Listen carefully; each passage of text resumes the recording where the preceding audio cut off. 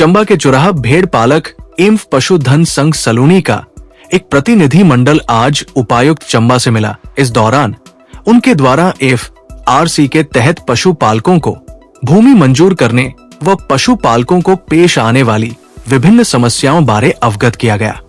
इस दौरान प्रेस वार्ता के दौरान चुराहा भेड़ पालक एवं पशुधन संघ सलूनी द्वारा अपनी मांगों और समस्याओं बारे मीडिया को अवगत करवाया गया।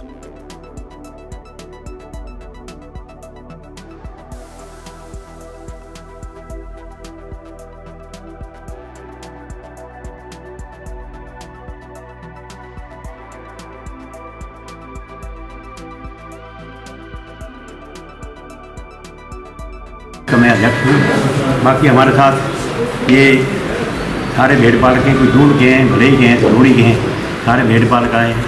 ये बड़ा खुशी का विषय है कि सब एक पहली दफ़ा ये हमारा चुराहा या सलूनी का भेड़ पालक संघ जो है यहाँ प्रेस कॉन्फ्रेंस कर रहा है। ये तो हमें तो कोई जानता नहीं था कि भाई कि कोई भेड़ पालक यहाँ सलूनी या चुराहा में है। तो मैं आपसे निवेदन करता हूँ कि चुराहा सलूनी में हमारा बरमौर से भी ज़्यादा भेड़ बकरी है, लेकिन वहाँ से किसी ने आवाज़ अभी तक नहीं उठाई, तो इसलिए हम पीछे रह गए। तो हमारा एक आज मेन मकसद है, जो हम भेड़ पाल के हमारी 4 गायें हैं ऊपर, 4 गाँव में एक गवर्नमेंट ने स्कीम चलाई हुई है फॉरेस्ट साइड कमेटी।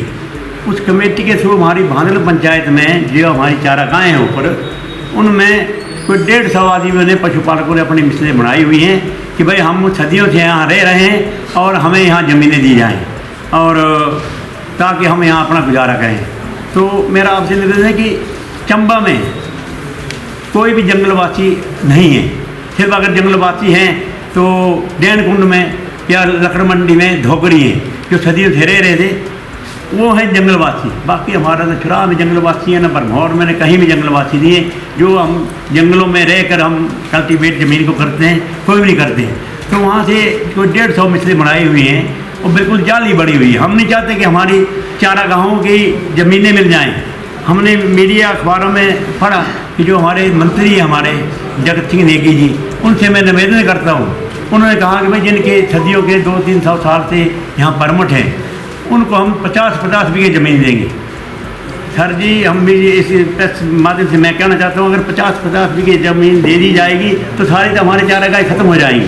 तो मैं उनसे ये रिक्वेस्ट करना चाहता हूँ कि नेकी जी, आप भी सियाने आदमी हैं, आप एक भेड़ पालक के एरिए के आदमी किन्नौर के रहने वाले हैं।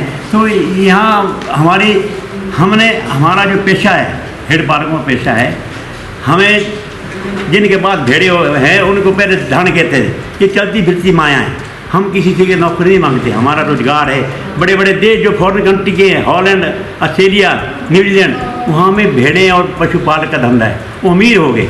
और आज हमारे एरिए में ऐसे जो वन माफिया है, वो ऐसे ये जो हमारी भांदल हवेली है, ये बड़ी बड़ी हवेली है, वहाँ हज़ारों रुपए की, लाखों रुपए की जड़ी बूटी है और मिनरल भी है वहाँ। अगर वहाँ पे अगर ज़मीनें किसी को दी जाएगी तो हमारे जो भेड़ पाल के वहाँ से चल पलायन करेंगे। तो मैं आपसे ये मीडिया से निवेदन करता हूँ और मंत्री महोदय से ये निवेदन करता हूँ, इस पर पुनर्विचार किया जाए कि आपने कैसे 50 बीघे ज़मीन कैसे दे देनी एक आदमी को, जबकि यहाँ जंगलवासी कोई है नहीं। या जंगलवासी है तो ये थे यूपी और बिहार के लिए, जहाँ वहाँ जंगलों में खनन कोयला खदानों की बोली लगी और जंगल उड़ा दिए उन्होंने, जंगल बर्बाद किए ठेकेदारों ने। तो जो जंगल में रहते थे उनके लिए कानून बना कि भाई वो जो जंगलवासी है उनके लिए ज़मीनें दी जाएगी। तो हिमाचल का हमारा अलग राइट है, हमें जंगलात वालों ने पूरा राइट दिया, हमारे परमिट है। 2 महीने के लिए हम ऊपर जाते हैं और 3 महीने की हम पशुपालक है, हमारे परमिट पशुपालक में 3 महीने की जाते। हमें कोई भी ज़मीन की ज़रूरत नहीं, हमें सिर्फ हमारा जो अधिकार है परमिट का, जिन्होंने एप्लीकेशन दी है ज़मीन, उनका भी अधिकार है, वो भी चाहे अपना माल भेड़ बकरिया माल गाय भैंस, कोई दिक्कत नहीं है। लेकिन जो ज़मीन है, ज़मीन हम देने को बिल्कुल तैयार नहीं है। तो फिर हम प्लान करना पड़ेगा, हमारा तो धंधा खत्म हो जाएगा, पेशा। ये जितने आदमी हमारा, हम नौकरी भी तलाश करते हैं, हमारा पेशा है। पीछे ये भेड़ पाल के सदियों से मतलब सरकार का भी अपने रोजगार खुद कर रहे। अमरनाथ गुफा की अगर तलाश की तो भेड़ पालक ने की, अगर बाबा बालकनाथ के खोज की तो भेड़ पालक ने की, शाह नहर जो शाह बनी वो भी भेड़ पालक ने की। तो मेरा आपसे निवेदन है कि हमारा मीडिया से भी ये निवेदन है कि हमें इसमें अखबारों में ठीक दिया जाए। और नेकी जी से मेरी ये रिक्वेस्ट है, सरकार से ये रिक्वेस्ट है कि हमारा किसी के प्रति कोई कंप्लेंट नहीं है, सरकार के प्रति नहीं, किसी नेता के प्रति नहीं, कि हमारा दूर दराज एरिया है, वहाँ कोई आदमी नहीं जा सकता।